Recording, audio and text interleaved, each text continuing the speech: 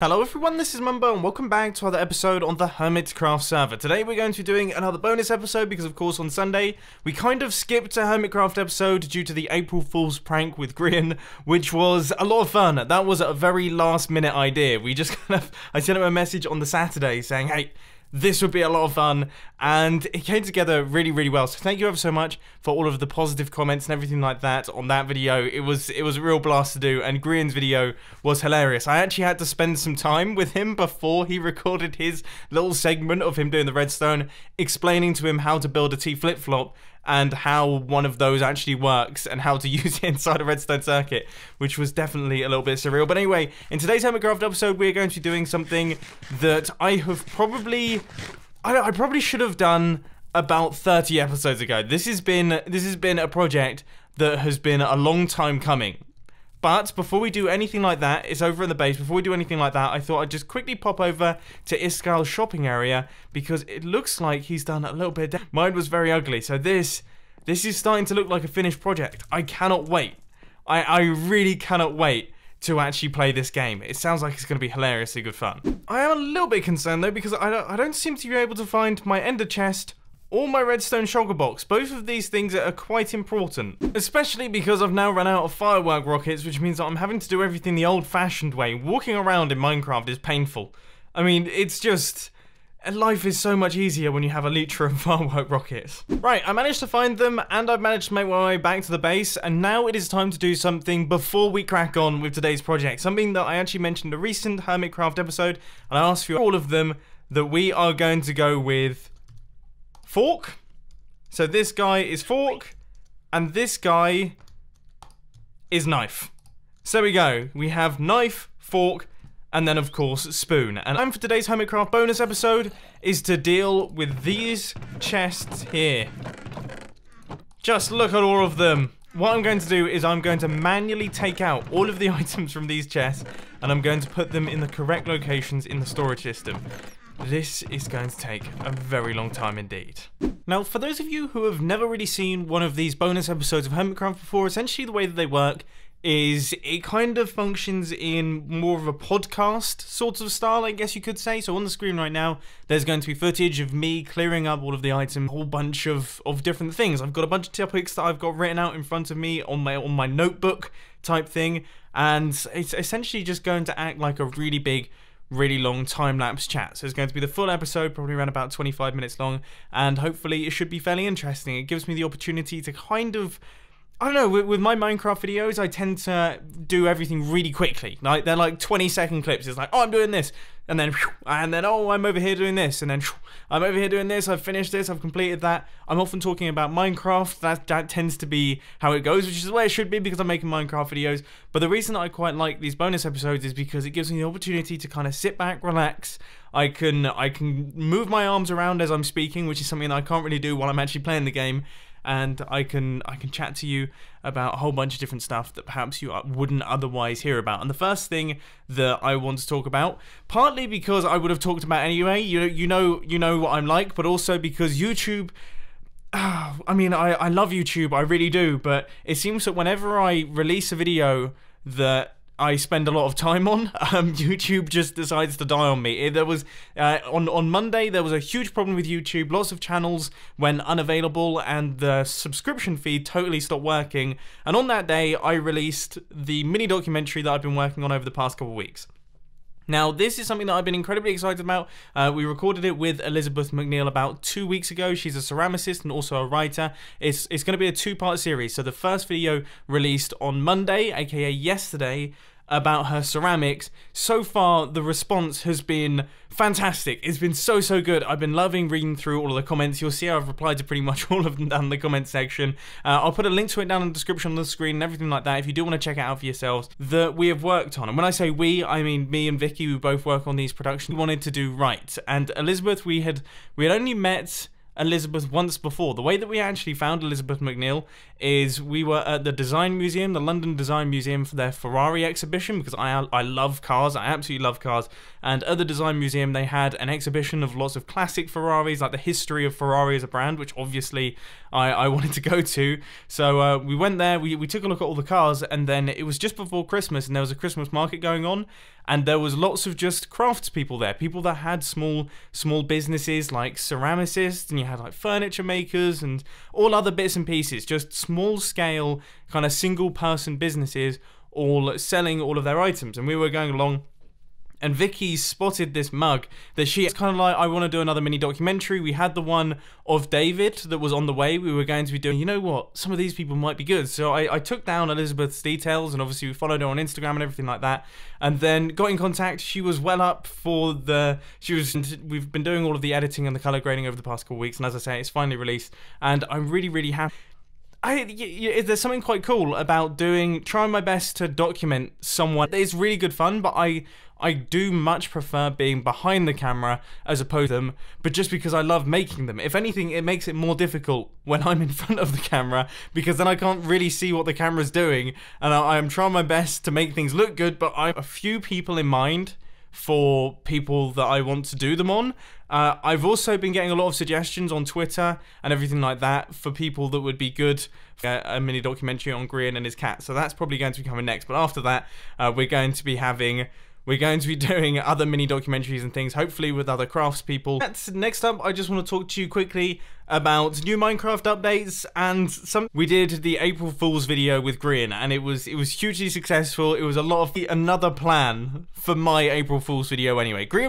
I don't know if Grian was actually planning anything, but for me personally, I did have another plan up until the Saturday, so the day before April Fool's, which is that you guys know I tend to do fake redstone features in Minecraft, and to be honest with you, this year I was sort of in two minds, because, you know, I've done a fake redstone feature every single April Fool's Day since the start of my YouTube channel. I think I've got 5 of them now, so there are a lot of fake redstone features, and I think to a certain extent, other than I really like that. Then we had bluestone. That was really cool. Okay, I think we've only got 4. Yeah, said that you could send redstone signals through mobs, which was funny. It was quite a cool concept, but it didn't really have the same effect as the bluestone and ender chest. And then I said that the logic blocks, the ones that you have redstone circuits inside a block.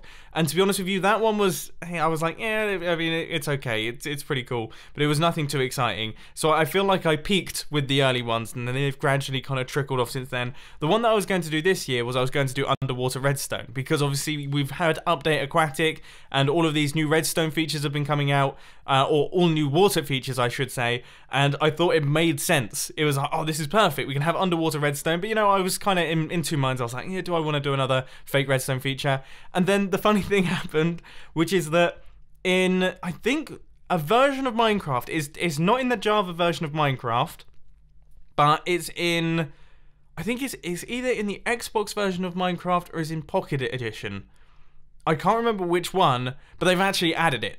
Fool's idea for a redstone feature has actually been added into one of the versions of the game. So I was kind of sat there thinking, well, that's kind of ruined it. Mojang have April Fool's me, but it's not an April Fool's. It's something that's actually going to be added in. And can I just say, I do think that would be a brilliant feature to have in Minecraft. I think it'd be awesome if we could have underwater redstone circuitry. Imagine how cool that would be. Like, that would be, I mean, I don't know how useful it would be. It would be useful. Surely it would be useful. There'd be ways to compact things. Yeah, I'm all for it. I definitely think, at least, even if there's no use for it, it's just something that would be nice to be able to have. I mean, imagine being able to run redstone lines underneath the water. It would make life so much easier for my ocean base that I currently have. That would be brilliant. Like, I could run redstone lines all over the place underneath. We could have redstone contraptions underneath the waves. It would be really, really cool. So Mojang, if you're watching this, which I highly doubt you are, but if you are watching this, then that is definitely something that I would be all for.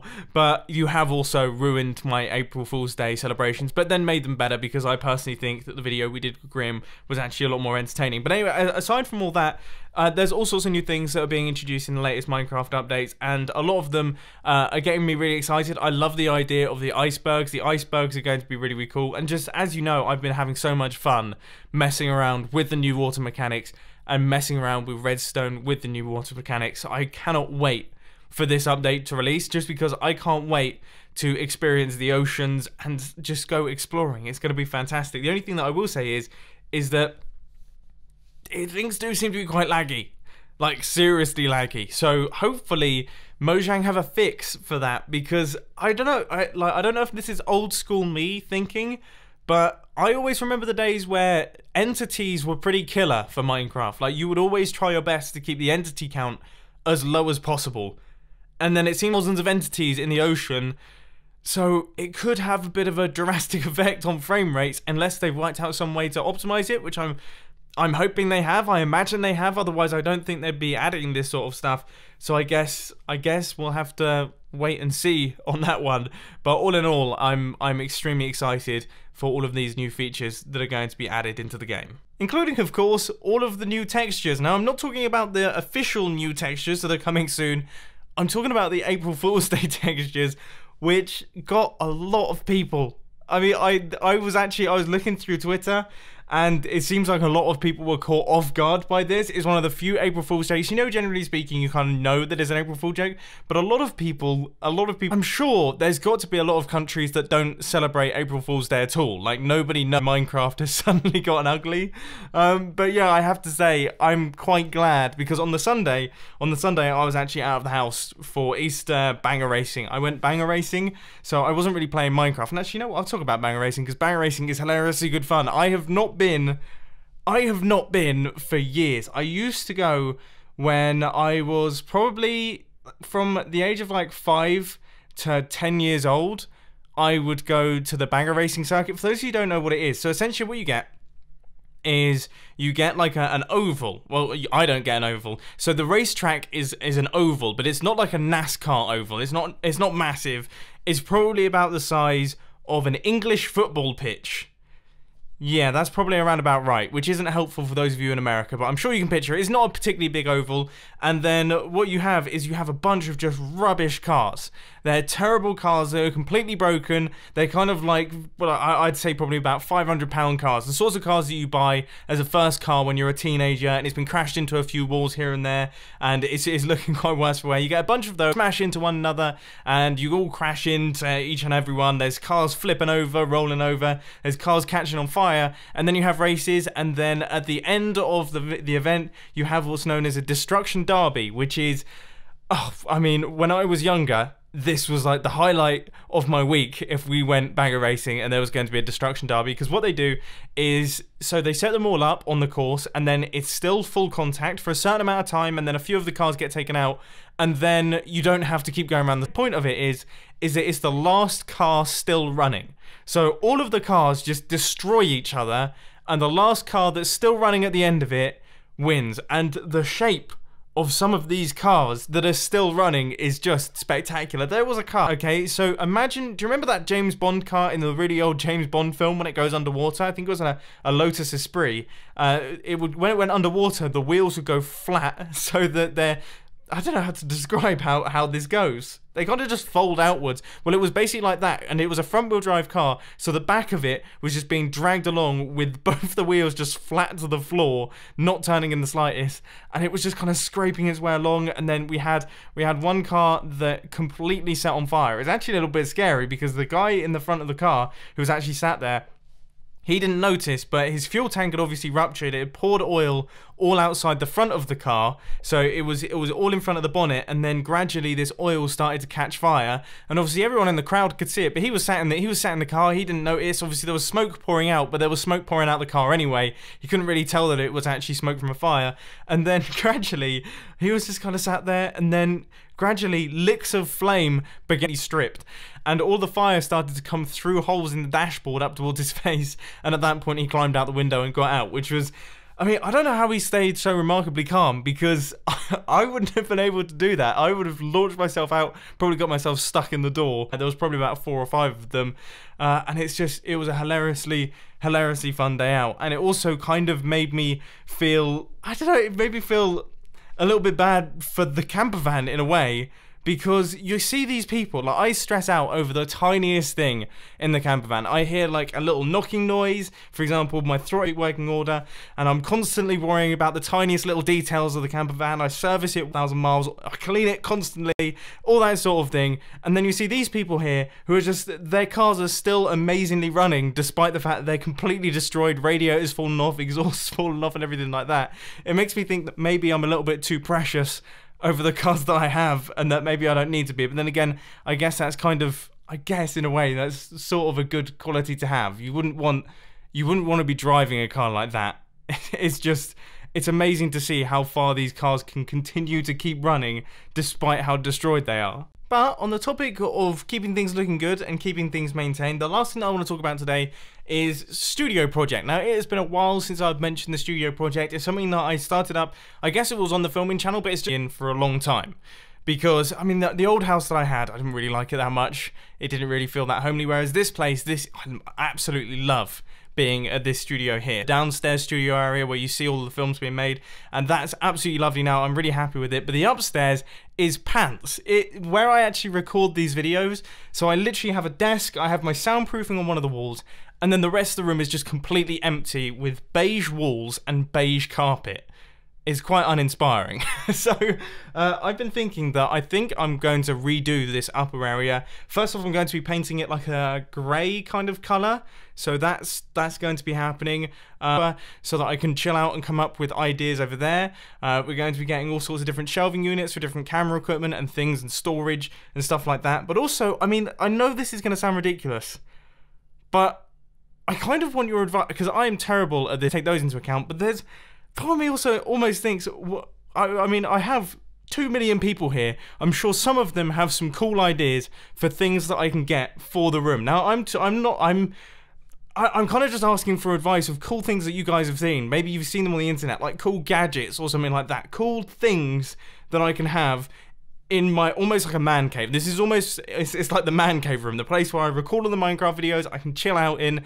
So anything that you've seen that you think would be cool in the studio room, please let me know down in the comment section, big or small. I'll take into account pretty much everything. Obviously not too big, I'm not talking like, I don't want like a gigantic thing that's not actually going to fit in my house, but anything that you think would be interesting, that you think I personally would like as well, let me know, and I'll be doing some research. I'll be reading through all of the comments, and I'll be seeing what you guys are saying, and who knows, hopefully we can create a really awesome area up here where I actually make my videos, so that I have a nice place to chill out in, because as much as I love this studio, once I've finished making my Minecraft videos, I want to be out of here as soon as possible. Because it's not a cool place to stay. As I say, it's just an empty room with a desk in it. It's not somewhere where I actually want to spend time away from the computer. It's like, I use the computer, and then when I'm not using the computer, I'm gone. And it'll be nice to have just a chill out zone where I can actually spend time, get some food takeaways in there, chill out, watch movies, etc. So that's kind of what I'm going for here. So hopefully you guys can help me with that. I think that just about wraps everything up for this time-lapse chat type thing. So let's pop back onto the Hermitcraft server so that I can update you on the item situation. There we have it, ladies and gentlemen. This thing is now all fully cleared out. Look, chests are pretty much completely empty. We have got no more items in. I mean, that's a very good feeling. Like, now that I can actually remove these things and we have our storage system back, that feels fantastic. Okay, so in the next Hermitcraft episode, I will actually be able to find all of the items that I need to start work on the next project. Bonus episode of Hermitcraft. It's been a lot of fun. I enjoy doing these things. I'm sure you've just listened to it kind of in the background or something. It's not one of those videos that you really watch. It's kind of one that you listen to. But anyway, I hope you've enjoyed. If you did, please sure to hit that like button. And if you really loved it, then make sure channel link will be on the end screen. Latest mini documentary just released. Check it out. It's pretty interesting.